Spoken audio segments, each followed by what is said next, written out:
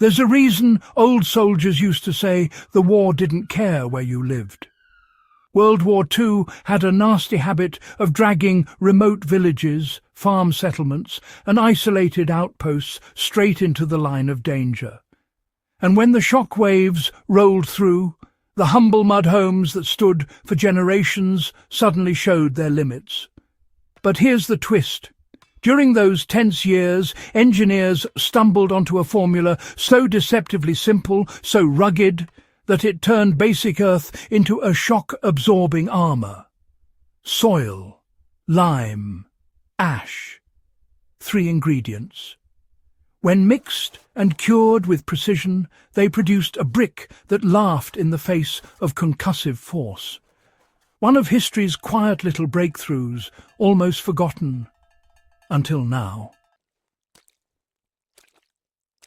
And if you're here on HistoryHQ, you know we don't chase myths. We chase methods. Practical, replicable, field-tested knowledge you can actually use. How wartime builders discovered the hidden strength inside soil, lime and ash. During World War II, military engineers moved through territories where villagers built with whatever they had underfoot, usually straight soil, shaped and sun-dried.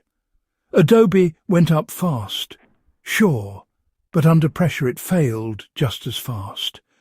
Shock waves cracked it clean. Debris punched right through it.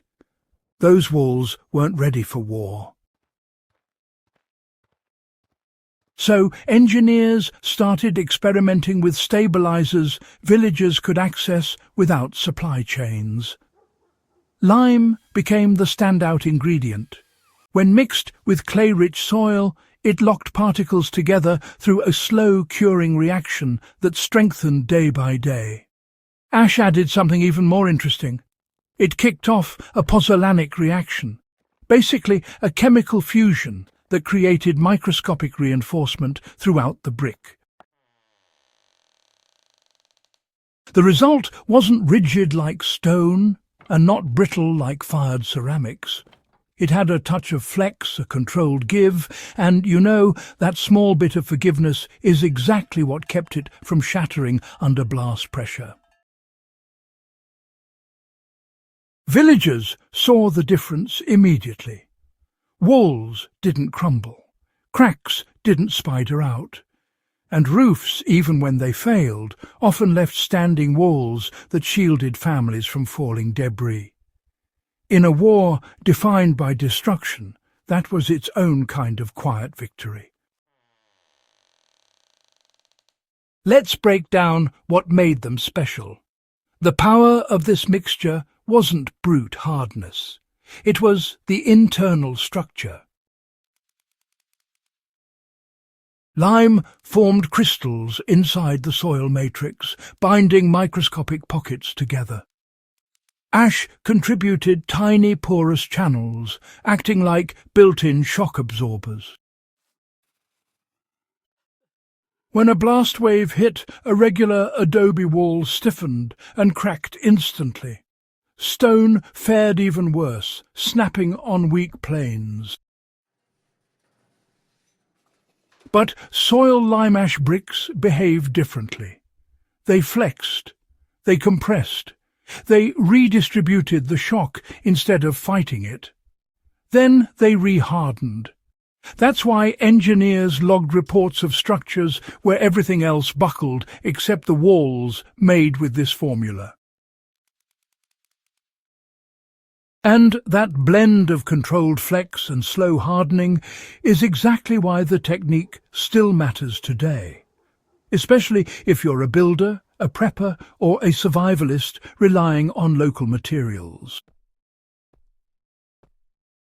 Ratios mattered. You couldn't just toss ingredients together and hope for the best. The wartime standard was simple but precise.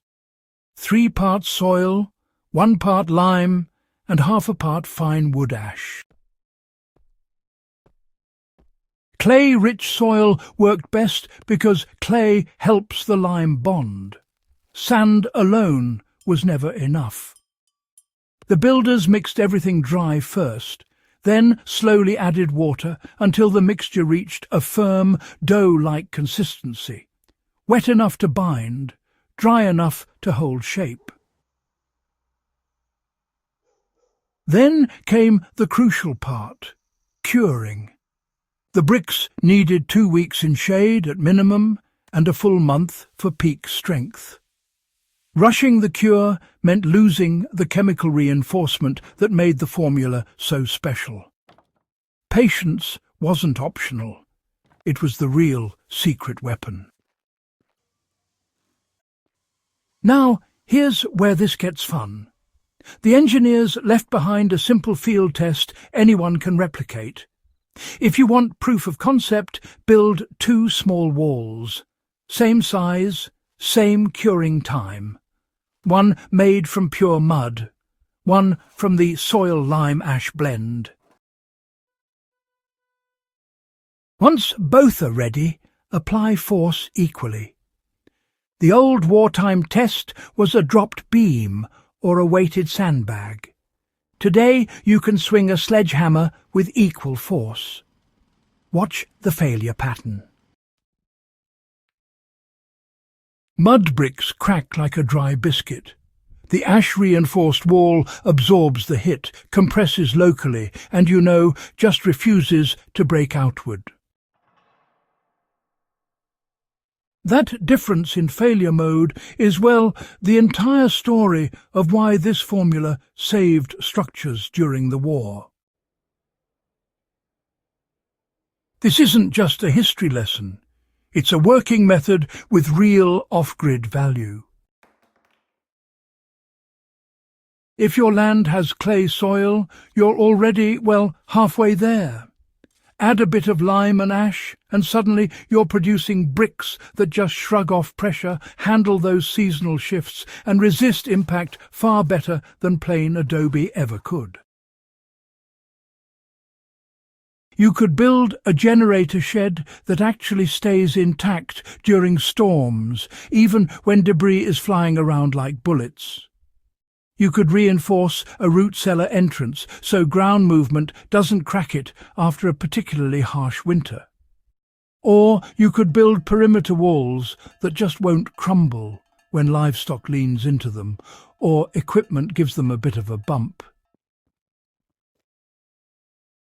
And that really is the spirit of this channel, reviving the methods that weren't flashy, weren't glamorous, but, they simply worked.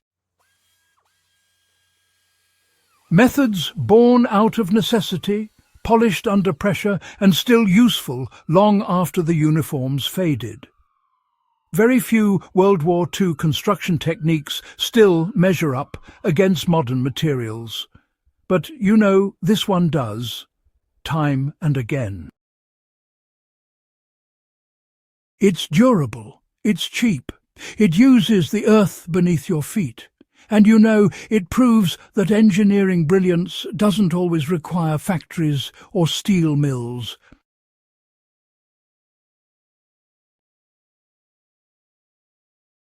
Sometimes it's just the right mix, cured with patience and applied with purpose. If you're into historical engineering, survival architecture, or practical off-grid strategies, mastering this method isn't optional, it's essential. And if you want more deep dives like this, real techniques, real history, real value, make sure you subscribe, share this guide with fellow history hunters, and keep pushing the boundaries of what the past can teach us today.